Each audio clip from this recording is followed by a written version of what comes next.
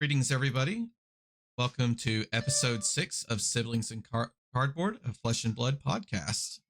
I'm your host, Thomas, joined by my buddies / co-hosts, Noah and Donnie. Whether you're a veteran card gamer or it's just your first time testing the waters, we're all siblings in cardboard. Here for fun, guys. Speaking of fun, I got a question for you guys. Mm-hmm. Which hero do you think would drop the best loot when you beat them in a video game? Oh, man. Are all heroes on the table? Any hero. I think Emperor is a good answer. Oh, that is a good answer. But I think Kano is definitely final boss material. I mean, he's got the one-shot potential. I could see that. But Emperor, because of his class type, he might drop a little bit of loot for everybody. Yeah, because he's got multiple different classes and talents, so he's got a little something for everybody. I can see that. If we're going by those standards, then Shiana should be a pick as well, because she would have everything. I was thinking, based on what they, obviously Crown for Emperor, it's got to be a pretty nice item. But I was thinking of all the decked out like armor. Brava's got this big armor. Dorinthia, although I wouldn't want to fight Dorinthia for her armor. I would kind of like to own a Courage of Bladehold, though, like an actual replica. Sure, cold foil it for me. Wait, is it going to drop in card form, or would it? Well, I'm just saying in general now. Now that we're bringing this up, I want a replica. Oh, it's like an RPG. You hit the final blow. There's a loot explosion. Right. Who has the best loot? I think Emperor's. My money's probably on Chain. I feel like he's got that final boss energy as well, and he could drop some epic level stuff. He's also got the Beyond. Like maybe the demons influence what he drops. By rights, then maybe Vincent and Levia might drop a little bit of some cool stuff too. But I like it. I like the question. I don't know. It's hard. Magical items are pretty expensive. Icelander, I mean. That makes me think. Do you think we'll ever get a Wraith style RPG? That's exactly what I was thinking about. Now that we're talking about it, fantastic. And maybe that's what we'll see the PvE card game is like, where that'd be great. Maybe there's a lot of different ways you could go about it. You can do kind of the legacy system where you have a base deck you start with and you add cards counters. There's a Cthulhu Fantasy Flight card game. Alrighty then. Well, we are now post Bright Lights pre-release, a few days from official release. Not having official release is ruining my life because I can't play CC on Talishar. I only play open format. Yeah, it was a heck of a weekend. Yeah. Oh yeah. I played cards literally all weekend. Even when I wasn't at a pre-release, I was still playing cards. How many pre-releases did you make? Just the one. I was just there on a Friday. That's the deal that I forgot worked out with my non-nerd wife is if I go to a Friday event, I don't get to do anything on the weekend. I gotta do family time. But yeah, deals have to be made, sacrifices, whatnot. I mean, that's the give and take. Hashtag FabDad. Mm-hmm. I know how many Noah went to because he was my wingman around. So we managed to make it to a pre-release in Duluth, and then a pre-release in Dublin, Georgia, and Macon, Georgia. And so it's a pretty wide mile gap there. But it was great. I had so much fun in the sealed format. Was fantastic. Pretty successful for you too, if I remember correctly, on all 3 days. Yeah. So I cleaned up first on Friday, and then second on both Saturday and Sunday, and both of those matches were down to the wire. There was a lot of idea going in that Fatigue Tech Levosson was just the way to win. I think a lot of people. I don't think. You don't? Nope. I mean, I won my first on Friday playing Tech Levosson, playing a fatigue style strategy, and I barely won every single one of my games. And not only that, every single one of them came down to like the last 30. So you're like risking drawing by playing Tekla-Vossen, which is a loss. And a loss is a loss is a loss. And in a format like a pre-release, like your one loss, you're just out. Like you can't get first anymore. And then my second and third, I played Dash. I wanted to play Max because I think Max is the best in sealed, but I kept not getting a red hyperdriver. And I think you only need one red hyperdriver to make Max completely viable. Kept missing it. Yeah, the one pre-release that I went to, Max is the hero that I played, and I didn't have any natural hyperdrivers. I just had a bunch of red boost attacks. So how many zero cost boosts did you have, if you remember? 7 or 8. I don't know. It was a lot. That's something I noticed when I tried to force Max. I shouldn't have played Max on my second pre-release, or I should have played Tekla-Vossen. He's pretty resource hungry. And you find that out with the 1 and 2 cost boost cards that you just don't have. Like the turn adds up with a 5 card hand, sure, but 0 cost boosts really enable some real wide play and give you the extra resources to go the extra mile. And I feel like if you had that and you had a good set of like red and even yellow with some decent breakpoints, he was perfect. I mean, he's perfectly viable and a really good counter in a way to the whole fatigue Tekla-Vossen due to the overpower if you beef those cards up because you can't block with the armor that you're literally that I found out that you can't block with armor on overpower because they're still action cards. Yeah, so they are. The only thing in this format that can block overpower are cards that are blocked. So the thing about the format and why I don't think just going fatigue Tekla-Vossen is the way to go with sealed is because of Max. Not even Dash, because Dash has some weaknesses. But if you think about the way Tekla-Vossen works, his goal is to get out the evos and start getting value with his gun to push you into. But the problem with that strategy is that Max is here with Banksy throwing 3s at you every single turn, starting turn 1. Even if you go first, when you go first, you boost, you crank and bank. Boost, and one boost and one crank and bank is really all you need. And so I actually think that these 0s are not what you want. You want the 1s. The 1s are where it's at because you're consistently having a hyperdriver with 1 counter on it. So once you get 1 hyperdriver out, you can very easily crank and bank over. You can, but the 0 represents 2 card worst case scenario. Play, boost, crank for 2, swing for 1, all on 2 cards. 1 blue, 1 0 cost. But what's the most important aspect of this? Card value. Right. Card value is the most important aspect. And that's why one card that is, in my opinion, clearly the best card in the format, and that's red infused titanium. Really? Yeah. Well, it's 3 for 7 naturally. And then the blue infused titanium is second. It might actually be first. Infused titanium is just so crazy. If your opponent's at 1, it's probably getting 3 cards unless they happen to have a 4 block in their hand. And then it is the 4 block to counter itself. So the best way to counter infused titanium is to have item out and play and galvanize and block with another card so that you can keep a 2 card hand. Yeah, we have different opinions there. My pick for top card in sealed is got to be the Dissolving Shield. That's the card that gave me my only loss in the Swiss at the pre-release, is because I played against a mirror, and the mirror, he had 2 Dissolving Shields and I didn't, and he ended up running me to fatigue, and the difference was made just because of Dissolving Shield. I mean, I played two Tekla-Vossens during the Swiss and a Max, I want to say. Well, anyway, the only loss that I had, no, it was 2 Tekla-Vossens, Dash.io, or Dash Database, and the mirror match. And the mirror match is the one that I lost because of Dissolving Shield. Red Dissolving Shield is extremely strong because of the way it covers breakpoint.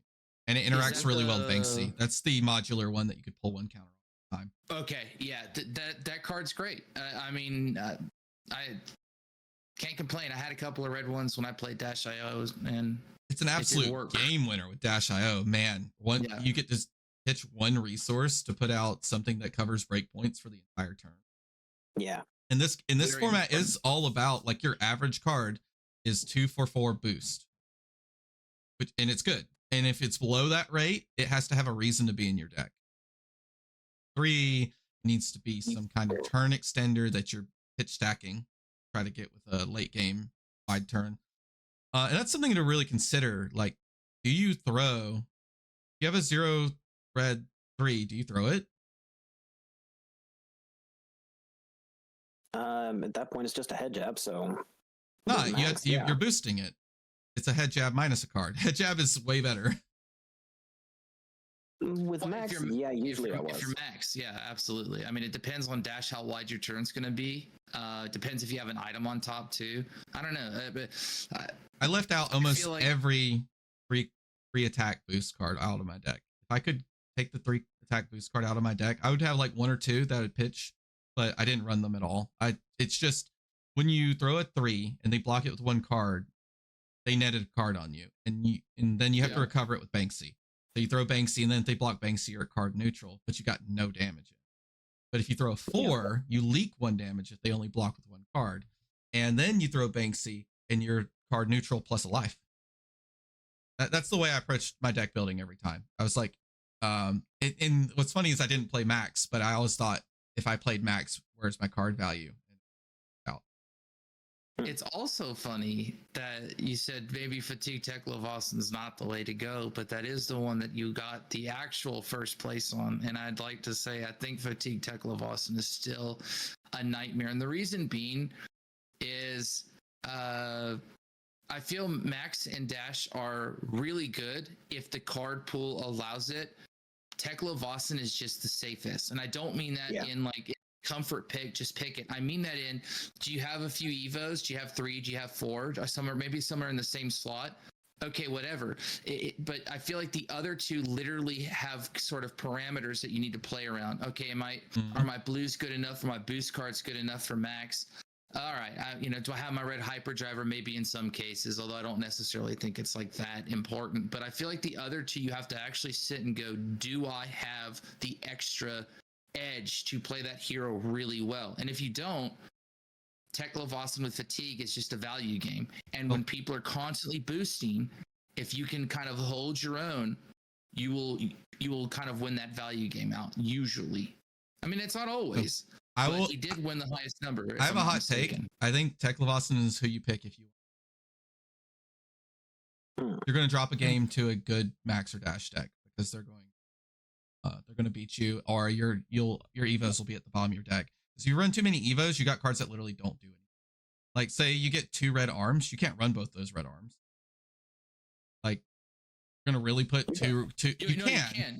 You but can't. Hold on. Base. They are base and base, but are you really going to put 2 block red cards into your deck? But they block for 3 when they come out, and I technically played against now granted it was my fault that I lost in the end because I didn't set up a sequence to beat him, but I literally played against somebody who played 2 red head pieces and got the full 6 block out of all of them, and it was awful. Well, no, they don't. They gotta get more than 6 block. They need to get the full, like, 10 block. You have to get 10 block. You need to block with it from hand, cover breakpoints with it, and then play it from banish, or it wasn't worth the card being. I can see it. I mean, that's how you win with Tekla-Vossen, is the fact that your cards, like, we're talking about that card parity, right? That's why the blue ones are so crazy good. You block 3, then you play it from banish, and you get to block 5. That's 8 from a single card. That's nuts value. But those are Majestics. In draft, you might get a deck with 2 or 3 of them, but in Steel, you're lucky to get 1. I never got a single one. Yeah, I didn't either. Yeah, same. But before we get too far off into the weeds, Noah, what you got for us on the market minute? Sure. So we'll go ahead and start with some easier ones that I think everybody should be well aware of. I got a favorite one here because I'm a big Dynasty boy. It's my favorite set. I love it.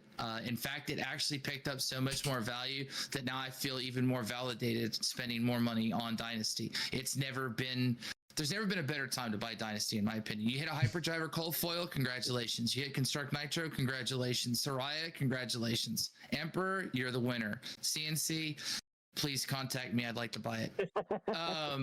But seriously, it's a great time. My favorite card, though, I used to see it all the time. We joke about it. BIOS update. Ready for it? Used to be a buckaroo back in 9.6. What is it now?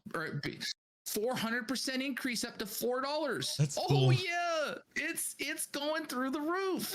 This is what I'm talking about. So all my Majestics that I've been sitting on going, what am I going to do with 66 copies of Pulse Wave Harpoon, which is the other one? Well, now it's time to sell them because BIOS updates up to about $4 to $5 regularly.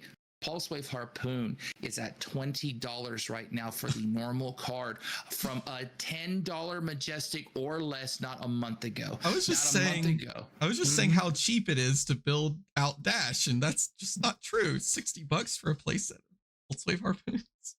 That card is. Give me a couple copies of that, buddy. If you've got 66 copies, let me.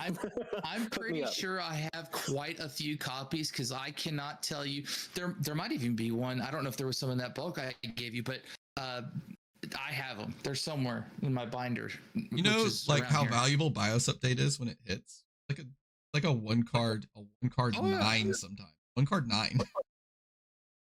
It's no surprise. It's mech cards, but there's a couple of other ones. So Flamescale Furnace has been going up constantly. I remember at what was it, Battle Hardened Atlanta. I was talking over at the MinMax booth, and they had a rainbow foil that was listed for $80, and it had a little wear on it. It went all the way down to $60. That's where he thought it was pretty fair at, with a little nice, had a little bend in it, whatever, right? Great price, mind you. And then the fact that they took the time to actually notice that and then knock it down, that's good stuff. That's good business practices. I love them. Now rainbow foils, you can't get them for less than $115. There's a light played one at $96, but it's $115 and above. Cold foils right there at $134. I think We're I almost bought on a New Horizons. I think I bought cold foil. I think I bought my Flamescale Furnace a little bit before Dusk Till Dawn for $45 to $60, something like that. Crazy, because I bought it in like a big bunch of cards. Yeah, I remember that set. But yeah, it's no surprise, right? Nobody should be surprised that Dromide's on the rise. I think it's going to take a Pro Quest. I think Dromide will take quite a few Pro Quests with the new lists. I don't think people are going to be ready to see how extreme some of these red lines can be. I hope it does and performs really well. And the market is trending towards that because a lot of Dromide cards have gone up. The last one I have, which I don't know if anybody is going to be surprised or not, is Starstruck. So Starstruck has been a pretty reasonable card in terms of price. Like 10-ish? I can see it all the way back here at about $9 or $10, around $9.19. So we're talking September 19th. You could still get them for $9, $20 for the normals. They are right there with the rainbow foils. Oh yes, it is trending upwards, and I think people are saying, "Hold on now, don't sleep on Bravo just yet." I feel like there are some players who are going to still enjoy the Guardian. I think Bravo still has a place, and I don't want to, spoil anybody's soup, but a lot of people have already been unsighting cards, seeing that Bravo isn't very prevalent in the meta. So Bravo players, now's your chance, just like any other surprise. Go throw big dominate attacks and tell them, where are your D-reacts? Because I've been toying with pulling shunts out, but part of me sees this Starstruck going through, and I say, can I really afford to do that? I don't think so. With Bravo getting more popular, that may be a good sign for the game in general, because Bravo is one of the easier decks to pick up for new players. I mean, there's a few content creators that have said that Bravo is the #1 deck for new players to learn and play, and he's still relatively cheap. So that may be a good sign for the game in general. Teaches really good fundamentals of like how to play your deck instead of your hand. Bravo is very much a play your deck hero. Yeah, I like it. He works off of great value. He gets great value off of his hero power with the auras, the seismic tokens, the big attacks. It gives you a good swing, even if you only have 2 cards. He feels good. You don't usually feel like you have a off turn as Bravo. You can block pretty well. You've got your staunches. You've got access to some powerful cards to help you out. And I like it. I've never been a big Guardian fan, but I do enjoy Bravo. I think it's a really fun matchup to play. Very classic matchup, Dory v Bravo. So I look forward to it. I say that now until I go play 3 or 4 Bravos at ProQuest, and I say, please, I don't want this anymore. I don't want this anymore. So Bright Lights isn't the only product that released this week. We also finally got access to the Round the Table product that collaboration with Valerian Academy College, or is that what it? Valerian Academy College? Yeah. Valerian Community College. Community College. I'm sorry, Professor. So I have played exactly 1 round. I haven't gotten time to do it other than that, but that 1 round of it was hilarious. Yeah, Noah was the one to go out first. I played Brent. Noah played Professor Teklevossen. And my friend Brandon and his son, they played Melody and Ira respectively.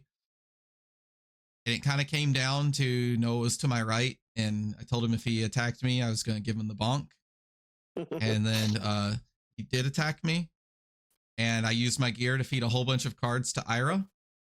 And then I immediately bonked him on the head, and then Ira, he had to block with everything not to die, and then Ira had a 9-card hand. Ooh. So total damage dealt, I believe, was 28 in that turn, and I only needed 14 or something to die. I had no cards, so it was just free reign. But Ira, when you give cards and the mask and the extra damage on the Tigers, and granted, Ira is being played by a player who hasn't played the game very much, so it's actually, it is the best deck to give a newer player. And so things weren't probably sequenced as well as they could have been, and it was still absolutely disgusting how much damage it dealt. I still had fun though, I'm not gonna lie. Out early, out whatever. I think Professor needs to technically be that.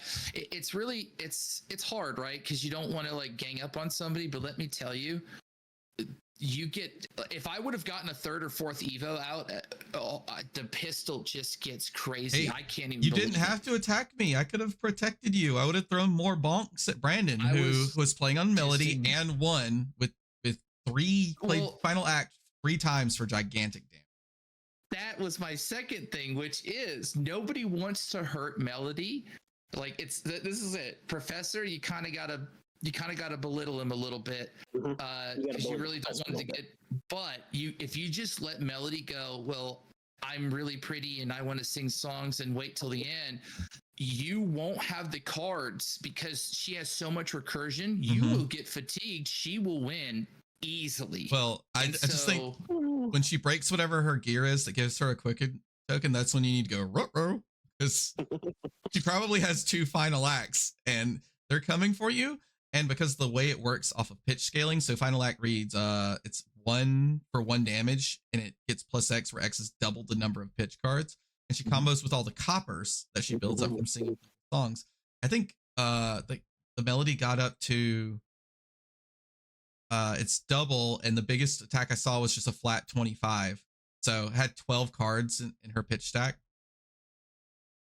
Wow. Man, could you imagine if they gave her silver instead of copper, so it was a 3 to draw a card instead of a 4 to draw a card? I think she's pretty strong as is. I know. Yeah, they made the right decision. Imagine giving her access to things like Snatch. If you put Snatch in her deck just gets dramatically better. Ooh. You create a quicken token, throw the Snatch, net an extra card, and deal damage. It was definitely Melody fun. aggro. Melody aggro and blitz. That might be interesting. I don't even think necessarily aggro. I think it's just you want to soften people up a little bit, because if you think about it, I think it's possible to throw 3 final acts in a single turn, because she's got that card that can recurse it. I think it recurses it back to hand. I'll have to double check. She's got something that gets the final act back, so she can play it more than twice a game. I think it's possible for her to kill the entire board in I'll have to check, but I think it's possible. So Melody is like, it's funny that you'd think that Professor Teklevossen would be like the big bad evil guy of the table, but I think Melody is going to consistently become the big bad evil guy of the table. Because you're incentivized to keep her around, but that's part of the problem is you can't keep her around too. It's definitely one of those games. Like Melody, if I had one more resource, this would be a really good turn. But don't sleep on the Guardian either. Big attacks, great blocking cards. Really good hero, really solid hero. I think all of them are actually balanced very well. I think it's a great set. It's a fun play. I don't want to modify any of the original decks because I think it plays really well. I know there's definitely some additions you can make. But I mean, I haven't actually opened mine because I just keep looking at it nicely wrapped. But I don't think I'm going to make any modifications to it. And the 4 decks flat with no changes play great into existing UPF form. So, of course, if someone comes in like a really, really high roll blitz deck, like someone walks into UPF with a Reinhardt and says, I'm just going to one-shot the person to my right. Oh, yeah. Especially getting fed resources and, oh, God. Oh, everybody draw a card. Everybody create a resource. Reinhardt is like, oh, wow, okay, sure thing. Yeah, but he can only really do that to one person because you can't. I think you could actually focus the intimidates on anybody. I think, but I'd have to look at it. Yeah. Oh man, don't bring Reinhardt to UPF. That's not what we're doing for.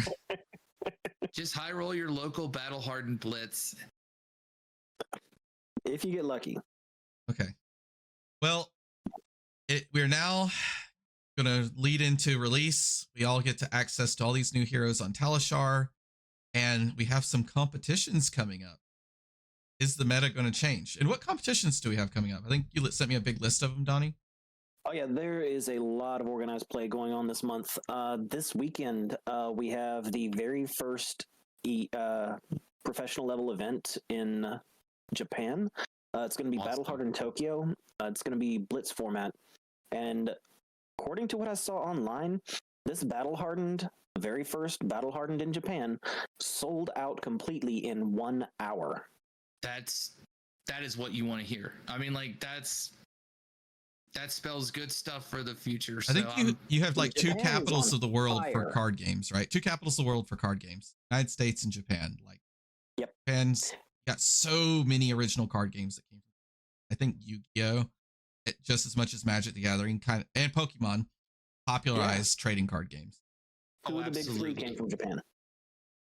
Yeah, Japan is, I would go as far as to say as Japan is a stronger hub of card games than the United States is. I agree. I mean, they love TCGs over there.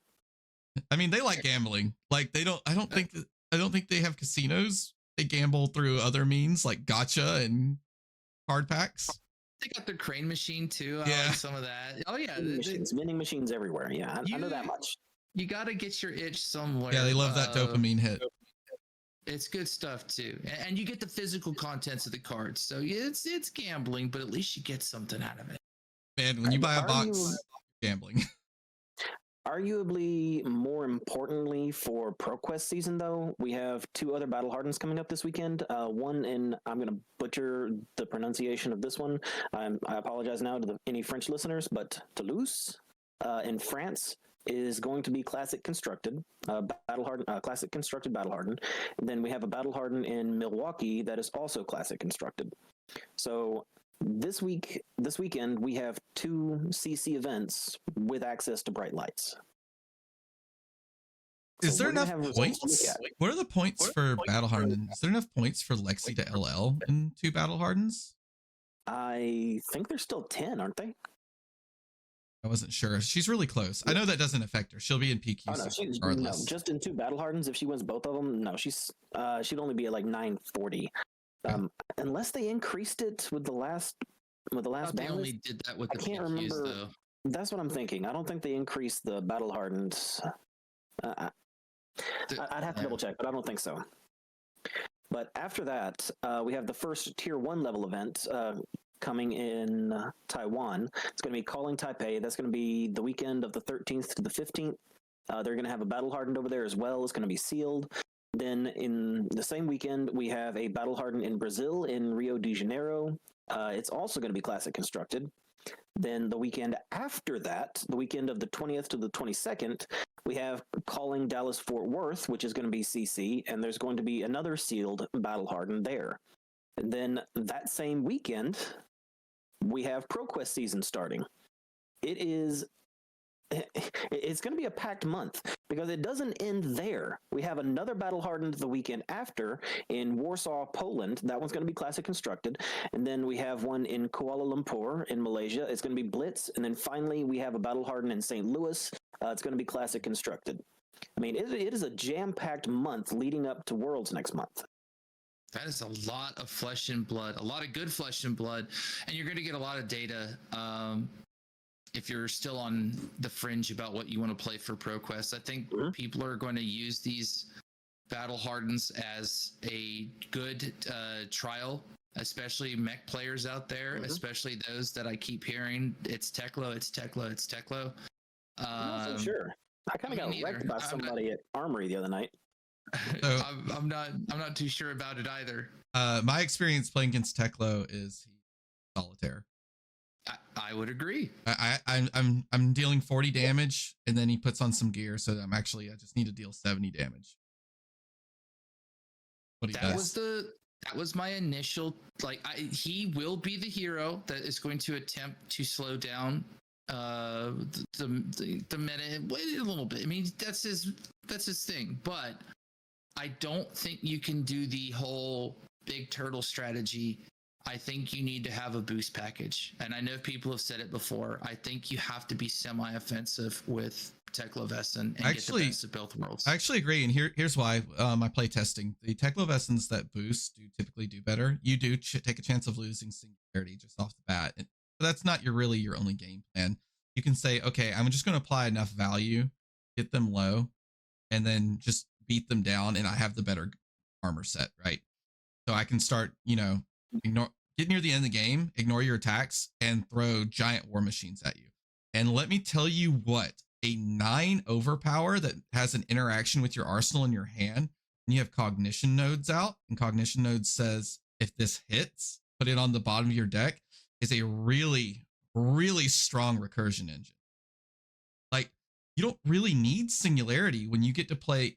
Let's say you get down to the last 3 cards in your deck, and it's a Terminator tank and 2 blues, and you have cog nodes out. You just throw 9 overpower, discard a card, cog nodes. All right, next turn, 9 overpower, discard a card, cog nodes. So if the player doesn't have ear or D reacts, they just immediately lose the game. They're on a turntable where they take 6 damage every single turn until they die. That's the Teklo Vesson tech. It's singularity is this cool thing where if it lines up, you get to Exodia them.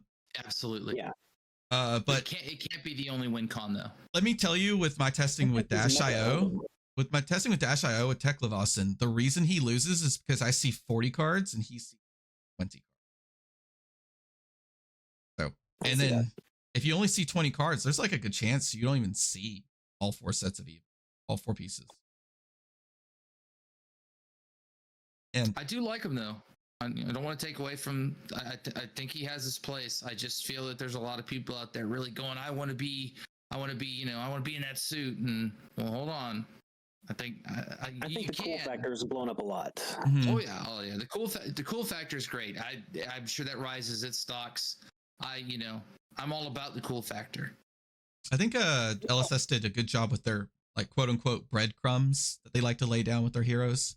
I think there's some really much better job. Mm-hmm. Much better with this set. Max is clearly Nitro Mechanoid focus or value with those cool, the Evo Breaker set, which is the playmat that you get at pre-release, that art. There's some really cool value potentials with those pieces of gear with Max. And then Teklo Vesson has those giant red attacks. And then Dash.io has these weird tricks she does by generating just tons of action points off the top of her deck. Very cool setups on all 3 heroes. I think they did a great job. I don't know if they're going to be good, especially with Lexi still in the meta. But once Lexi's gone. Lexi is a gatekeeper to a lot of things in the meta right now. Mm-hmm. And everybody and their grandma is going to be happy when she hits Living Legend here in a few more weeks.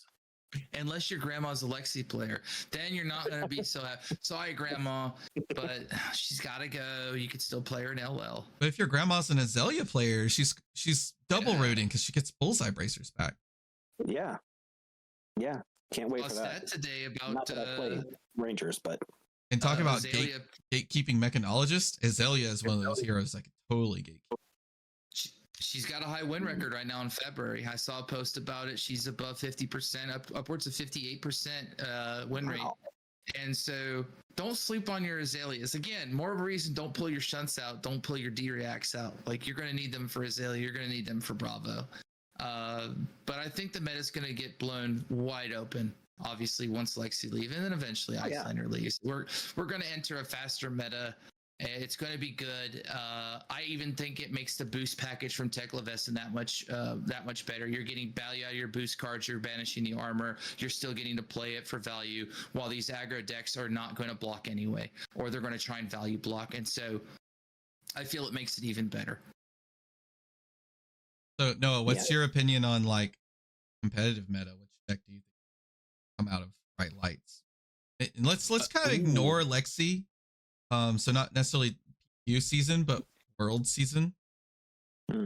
So I still think for my original thing, it's going to be Dash.io or original Dash, but Dash.io I fell in love with. I played it twice. I played it the first pre-release, and I had no idea any of the cards.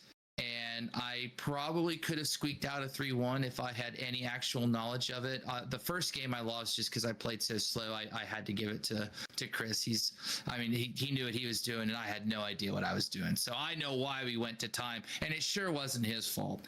So that was beside the point. Now, the second time I played Dash.io, I played it so well, I only lost because I didn't set up the fatigue kill on the Teclavescent, which I then realized how I should have done it. And I set up a kill similar to that against Mender, who's a great opponent, to solidify 3-1. And so I love Dash.io. And in fact, it was like really fun to play. The extra action points, the interaction off the top, it's so good. And some of those scripts, I mean, obviously it's sealed, but thinking of having a more cohesive deck, that deck's scary to me. Put that in the hands of somebody, like yourself, Thomas, with all the math and the value stuff. But these like Brody, these players that literally are like, this is going to be a tough deck to beat when the ball gets rolling, because it snowballs so fast and these items just start spilling out, and you've got chip damage coming everywhere and a gun's going, shooting, and so many action on points hits you actually care about. Yes. It's so how did brutal. How did playing against Dash.io feel? Well, my poor Katsu got 25 owed at the Armory the other night. By somebody who shall remain nameless, Thomas. Yeah, so I am cooking a Dash.io list, and I am also lucky enough to get invited by the card guys to maybe do a list collaboration where I might possibly get a credit on the Fab TCG website. Not confirming anything yet, but I am going to be handing over a list to the card guys sometime this weekend. Talk about that yet? I don't know. That's what I'm saying. That nothing's confirmed, and so I think that's super cool either way. That's a sick. All I know is I'm handing them over a list, and they might be able to do something with it, and they're going to make a video, and if it goes well, then it could be pretty cool. Yeah, and if things line up, you're planning on doing a deck tech on that, right? I will do a deck tech, and because I think it is a very complicated list. There's a lot of item weaving you have to do. It's very challenging, and it's very susceptible to fatigue. And man, I got abused by the Azuri there at Armory last night. Azuri's a tough matchup. But I think Dash.io is going to make a really big impact on the meta, simply because I think it's a very, very strong matchup in the draw. You just can't keep a board. It's interesting. Yeah, I would have thought it would actually be a tough matchup, just due to the constant aggression of the board state. But I guess the extra action points and the ability to just shoot the gun for 2 and some of the other, like, I mean, it's not even that. It's not even that. There's some stuff that will get talked about in like the content coming up, but the little hint is that the Protocol series, Protocol Reds and Protocol Blues, are extremely powerful. Crazy. Yeah, I said something last week that I remembered earlier, and I need to walk it back. I am no longer concerned that Dash.io is the new Prism. That is not going to be the case. Yeah, I'm like, go ahead and say it now. That is not going to be the case. Dash.io is legit. This hero would be way too strong at 40. Oh, 100%. Oh, yeah. Looking on the top card here, the value's there. Having an optical monocle out and BIOS update in hand, your BIOS update is always getting 9 points of value. It's so wild. I got to give you my Dory seal of approval, though. So when you do your deck tech and you do your guide, we'll have to see if you can survive me just closing my eyes and throwing 5 cards at you every turn. Yeah, we'll see. And she is an aggro list.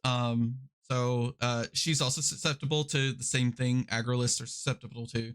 Like I said, Azuri can just mill her down and just play value. God, Contract Azuri is just a nightmare for her because she's already milling cards off of her own deck. Contract Azuri taking even off of them. Just crazy. And then Fatigue, you play basically if you misplay at all, right? If you go, okay, I'm going to get these 3 grenades out and try to blow them up on you, and then they don't blow up and you lose them, sometimes you could just scoop because you just lost 12 points of value out of your deck. Yeah, it's a numbers game. I mean, just like Dash, it's a numbers game. Which don't count Old Dash out either. I think Old Dash is great still. I still think somebody is going to, or multiple people are going to snatch ProQuest with Old Dash with a little flavor. And I actually counter out. I actually have a list that is basically Old Dash just with Dash.io called Boring Old Dash that I want to try out. I think the concept I want to try is that you could put the gun package in your deck and just boost like mad because you won't hit the gun items. See them. You can't play them off the top, but you can control how many items you get out. Then you can just play mid range just like you do with normal Dash. Maybe that 4 health is just too much of a thing to overcome playing that mid range strategy. Not. And Dash.io with a pistol package. I like it.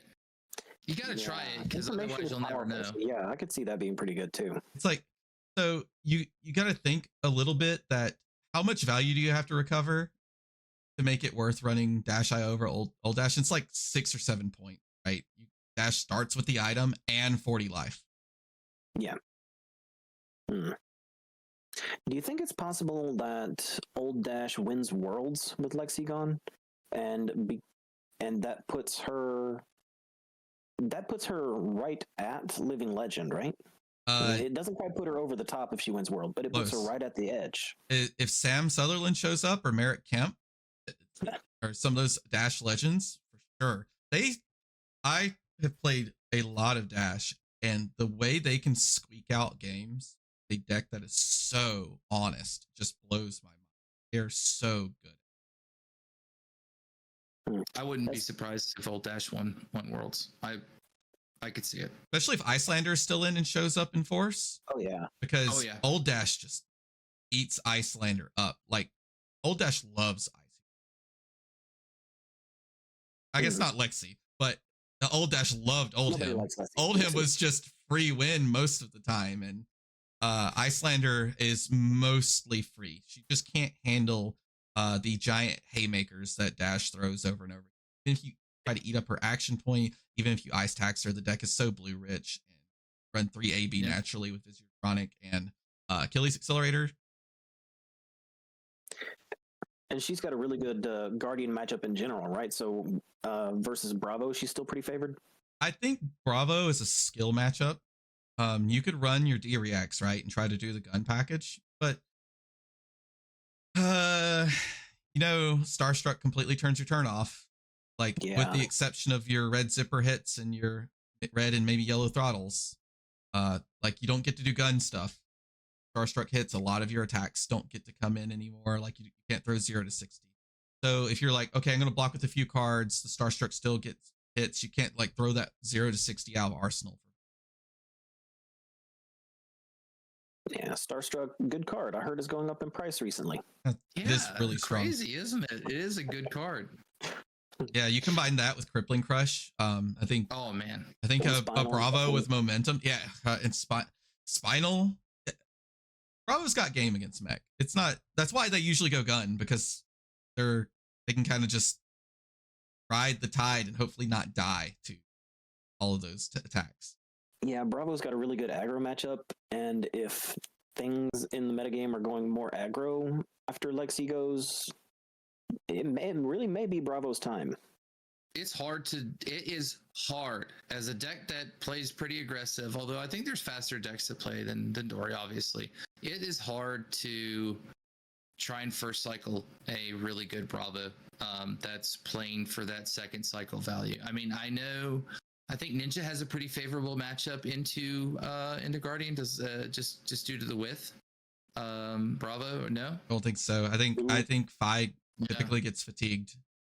Fi is just, according to the Talishar data, Fi is just barely favored against Bravo, which, as a former Fi main, I don't understand that at all. I got dumpstered by Bravos, but then again, I was playing people like Edward Knight and other really good Bravo players.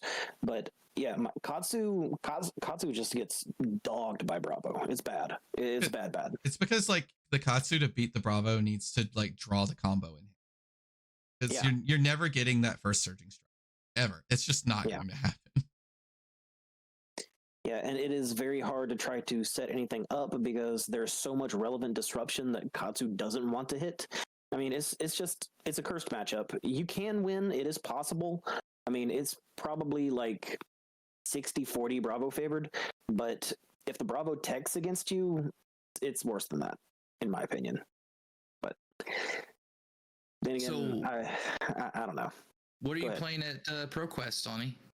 That is a fantastic question. I'll have to let you know in about 2 weeks, because my confidence level with my ninjas is not there, and it's definitely not going to be Vincent. I do care about trying to win. Yeah. I hear that Ninja is in a pretty good place right now. I know maybe you've been struggling with it, but I think it's just the local meta that you're in. You're missing some of your strong matchups. A lot of the players on Dromai, they just haven't been showing up, or they've been playing Lexi. Yeah. And you've got good matchups, especially on Fi. Yeah, I mean, I may end up playing Fi again. I mean, that's not my preference. I'd like to play Katsu because I think Katsu's more fun, but Fi may be it. Fi may be in a better spot. I've never tried the Kadachi Fi, so maybe that's what I'm missing. Maybe I need to do that. What about you? Following Jose's footsteps. Are you going to go anything other than Dory? Yeah, I'm shaking it up. It's going to be big. I'm going to play... No, of course I'm playing Dorinthia. I was already sitting here thinking like, oh yeah, it's a female hero. I was going to start. She's pretty popular. No, I'm a Dorinthia player. I bought a Marvel Dorinthia so I could sit it in front of my opponent and go, this is who I am. And I am going to probably run the Decimator Axe just to make the Uzuri matchup and the Bravo matchup a lot easier, so I can pretty much just close my eyes and it'll take care of it. That doesn't mean I'm fatiguing. It's just that the Axe wants to win in about 15 turns and Dawnblade wants to win in about 10 turns. It's a value game. The Axe literally just says against Bravo, you can't staunch me from Arsenal, and just like, I mean, you can. I'm going to cut it in half. But my favorite is, and not many people know it, and I love it every time they do it, they throw a piece of temper and they throw a card and they expect me to cut the card. And I go, no. I cut the temper. Cut the temper, it breaks. See you later. You only get one block on your crushing, on your, what is it? I can't think of the gauntlets right now. Crater Fist, there you go. And I had a Bolton block me with the Van Brace, or the Iron Song Versus the same way, and I cut those things in half. I gave it a discount, and they broke. So I like Decimator Axe. You could do it on the other chain as well. So if they full block with just equipment and then they block with the card, guess what I get to do? Go back to the previous chain and cut your equipment, and I still break it. Mm-hmm. So be careful about blocking the Decimator Great Axe with equipment with temper. There's a lot of so Teklavasins, if you're trying to push in, beware that there are a lot of things that interact with armor to push them into negative very easily. Or suddenly blow stuff up. Like even Mechanologist has it with what's that boost attack? Gives everything on the chain -1 defense. That's Scramble Pulse. Yeah, Scramble Pulse. That if you block with a 2-block left temper piece of blue, and then they Scramble Pulse later in the chain, when it resolves, it'll be at 0. Be careful. Protect your equipment, Teklavasan. You know what, guys? I may be a max. I may be a max at ProQuest. We'll see. I think I'm you should telling you that you might enjoy the max. I'll have to hand you back those Nitro Mechanoids. I've still got 2. I just probably need to borrow 1 back. But I'm not playing max yet. I'm probably going to play Dash.io unless I just can't solve the Lexi matchup at all, and I'll fall back on Levia. But I think Dash.io has some game simply because she just tries to end the game. I'll let you borrow my Marvel one. You can construct Nitro in style. All right, now if we're gonna be playing Marvels, then I may have to test it out in an armory. So maybe next week, because this week, like I said, I'm out this week. Got baby related stuff I got to do, but I'll take you up on that. I'll give it a shot. I'll start brewing a little more seriously with Max and see what I can come up with. I think you should. I can't do it. I don't even know what I would show up on. Part of me wants to build a deck and like show up to ProQuest and say I'm playing this deck, and everybody's gonna think there's no way. But like I'll actually have it and I'll be able to show it. Like, no, look, and I'll still be on. I'll still be on it. I can't get. I love the Lexi v Dory matchup. I don't mind it at all. In fact, I think when you high roll Lexi, I get to be in the one going, oh man, this is about to be tough. And there's some turns where you open up with, Steelblade Supremacy, Glistening Dominate. And Lexi, I'm sorry, there's not a whole lot you can do about that. And if I somehow draw into twinning with bolters, that's 3 swings, and that's a lot of counters. That's a lot of damage, and you're probably going to lose that game. So which one of the heroes do you think is going to be the strongest in draft, guys? Because part of the ProQuest season is going to be draft format, right? It's so hard to tell, and it feels like Teklavasan, because if you get the good blues and the cards that are just naturally really strong, which are these giant hitters, and get a couple of the things that interact with Evos in a positive way, it just feels like you don't have any variance. Just work. I will agree with that. And for another reason, I feel that a lot of, again, Teklavasan, just like in Sealed, I feel you don't need to see a certain amount of some cards. And if people want to do that, I got to Steel Soul, right? Or like something like I got to getting value Evo pieces to activate the gun is all you need. And there will be value Evo pieces because there'll be maxes who are like, well, I don't need that, or I don't want that, or there'll be dashes picking up their items. And Teklavasan will be going, breakpoints 3 block, take it. Breakpoints 3 block, scrap, take it. That card, the what is it? Hydraulic Press, the one that scraps for overpower. 6 overpower. Probably one of the best pack one pick ones. I'm both red and blue. Come on, like that card is so good late game. Pitch it late game. Oh, you're only at 1 life. Boom, overpower. You're gone. I won 3 games with a blue scrap hydraulic press. 3 games with blue hydraulic press. Very strong. Teklavasan is going to be the one I think people are going to be drafting. I'm not going to say you're not going to be able to win on it. I just think of it as a kind of like I don't even want to say Monarch draft. That feels weird, but I feel like a lot of players are going to be like, if you have too many maxes, no max is going to be good. If you have too many dash IOs, I think they're going to be fighting for items potentially, or the good items, and you're going to have a lot of mediocre. And I think Teklavasans are just going to have solid value 3 blocks with enough recursion to get more value than you, and they won't be boosting as much. So they will just naturally have a better value time against the other heroes, unless you get, absolutely high rolled, which is totally possible. I mean, that's kind of the danger of having a 3-hero format for draft, right? I mean, Outsiders was fantastic because there was so many options that you could go into. But even in a single class set like Bright Lights, just having 3 heroes, I mean, you're going to be competing for stuff. You will. And there's still enough cards though. Like there's your over loops and your under loops. There's some good recursion there. I think there's some great break points that you're still going to be able to look for and fight for. It's just, you know how it is. They're really good reds. They're really good generics. They're well, not generics, but the really good reds and the really good versatile mech cards that literally fit in all three are going to be picked up. I've heard positive feedback on it, but I've heard negative feedback on the concept of draft because you can't read your seat. People are pulling the value cards, and you don't know what class they're playing because they're playing mechanologist. So you don't know if they're pushing Teklavossin because you don't know if the one card they pulled out of the pack was a piece.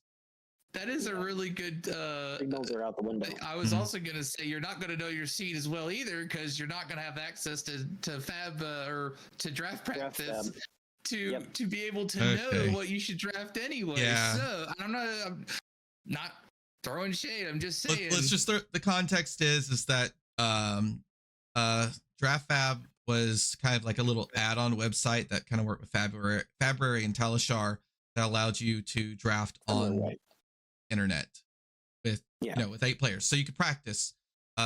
This was utilized probably by a pretty small portion of the Fab community.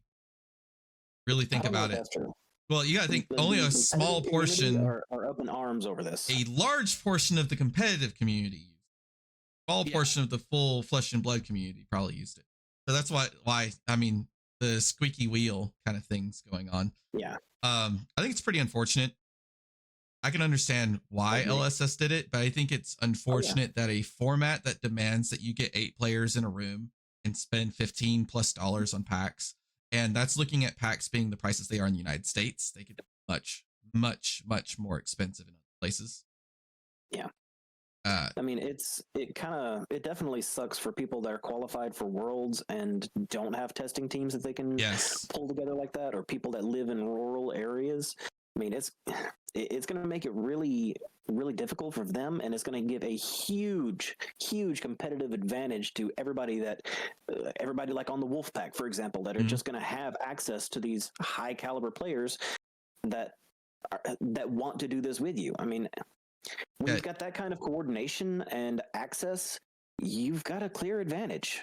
A tool like Draft Fab leveled the playing field a little bit, and the playing field is no longer level. I can agree with that. It is really unfortunate. I'm not going to knock LSS for their decision. I think they have every right to do so. I mean, in terms of the law and the legality of it. So it is what it is. But, and we did have this on our notes, it is a way, and I'm not like saying now we get to reap on it. We were going to plan on doing this anyway, to generate content in the Pack 1 Pick 1s using the new set, and even do a little bit of mock drafting, even if it's only 4 or 5 players, and literally just going around and playing the seats. And that is content that we can create and at least give players who don't have the opportunity to draft a way of at least saying, hey, these are the packs. All right, we passed this player this. You know what, Tommy's drafting for like 2 or 3 of the players, and we can kind of get some people. We can kind of see how we can fill that void just a little bit. It's not going to be the same as actually having hands-on experience. I get it, but at least you can have some idea. Another thing that I've thought of that we can do as a community is potentially people who are buying cases and buying packs. Maybe if you're sitting at home opening these packs, you're not just opening your prize packs. You've legitimately bought a case. Maybe take pictures. Yeah. And if you're too lazy or you don't care enough to put them in spreadsheets to like collate, say here are all the packs, you just snapshot all your pictures. Maybe someone else will think it's worth the time to actually take several hundred packs, put them into a spreadsheet, and then you can just you're not using images anymore. It's just text. You're not guessing at the pack contents. You're not doing a pack sim. You're actually using legitimate packs. I think that's a good approach. It's a privileged approach because you have to buy product to get the source material. Yeah. And that's a problem. But I think that means people who are privileged and can buy the product maybe should share the information. Not everybody's going to have access to it, but yeah, you are absolutely right. We as a community can come together to try to help each other out with this. Yeah. I'm lazy. I mean, I'm going to take pictures. No, I'm just saying, don't even necessarily go through the effort of putting in the spreadsheet. Maybe I won't have time to do it either. but it doesn't cost you much effort to take your pack that you open, play it out, take a snapshot. You have like 200 or 300 pictures. You upload them to a Google Drive and say, "Does anyone want this data?" I could do that. Yeah. That would be fun because I already open packs really slow, and it'll delay the process of me opening my entire, my entire stuff, and then I'll enjoy it more because will it even delay it? Unknown. You do your little setup with your phone looking down, and I'm pretty sure you could do a remote shutter for your phone, so you could literally open it up and remote shutter, and then just keep moving. I go card by card, and I like to squeak the little edges out at the end. I can't wait to do pack openings. I am very much looking forward to doing pack openings for this set. Yeah, I want to do individual card profiles too, like what cards are good in formats. Like, because I keep saying that I think shorts. Yeah, I want to do I really need to do a short of why I think specifically Red Boom Grenade is such a I think it's a fantastically. It was in our top 5. That card is fantastic. Well, the card is really good. I mean, it's really good in a lot of decks. It's something that you don't mind throwing out and cranking in other decks, I feel, because it's just if a breakpoint hits, if anything leaks, it's just extra damage. Especially in Dash.io, there's all the reason to build another action point. For the look at that. And you get a gun charge? Instant it out, gun charge, action point. Whoa! Look, an on hit you care about. Yeah, and in a vacuum, if you think about Boom Grenade, I'll probably do a quick short of this too. In a vacuum, it's just dramatically overvalued offensively, right? It's a 0 for 4 go again with no downside. Doesn't cost you a card. It has that hidden downside. If you don't get an attack to hit, not a 0 for 4. Lost it. That's not even really a downside because if you don't get an attack to hit, that means they've given you everything. Yep. You have full tempo. Yeah. The card is cracked. And I have used TikTok clock and galvanized material as well. Like there's still ways to get value out of that unused. There's ways to put crank counters or steam counters back on items with crank somehow. Like great card. What's the real value? Adaptive plating. Oh, you blocked out and you want to like throw a 6 at me. Now I've got adaptive plating that blocks for 3 and I lose 1 card from my hand to block out your 6 and come back at you with like a 3 or 4 card grip. Yep. No, I'm probably putting adaptive plating in my Dash.io deck just for that one time where the Boom Grenade is sitting there and I can block 3. Blocking 3 piece of gears. I think for sure it has to be. Especially against a Zuri.